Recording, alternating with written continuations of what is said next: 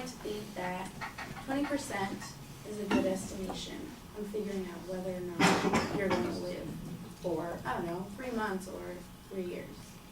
I mean, I don't know about you, but I'd want to know for sure if I was going to live or die for that difference. I mean, what if I wanted to go somewhere? What if I wanted to do something? I would have a longer amount of time to decide something. I mean, after all, according to Louis Snyder from Physician-Assisted Suicide, Annals of Internal Medicine, most individuals who contemplate suicide are depressed or have other psychiatric comorbid conditions. And if they have these depressed feelings, or if they're thinking about suicide, some people will change their minds about it. Like Louis Snyder had said, among terminally ill patients who desire death, the wish fluctuates over time.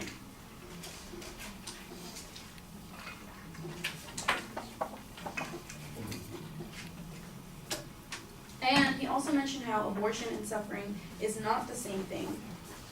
He mentioned how abortion is legal, but physician-assisted suicide isn't legal all over the country. But these are not the same thing. I mean, at all. One of them is a current human being that is living and breathing and does other things, and one of them has not yet been out into the world. Also, you're not really giving a person the ability to decide for themselves.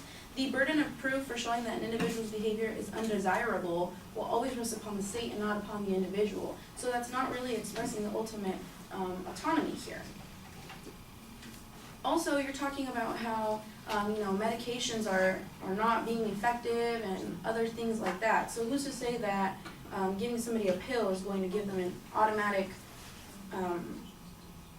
death instantly, that they're not going to suffer? Some people, I mean, when you put your pet down, some people say that the pet might have convulsions, or they might have seizures of some sort. So who is to say that the same thing will not happen to a person?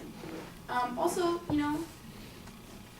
these patients have to be able to swallow the medication themselves and must affirm in writing 48 hours before taking the medication that they will do so, which is great and all, but I mean, what if they can't?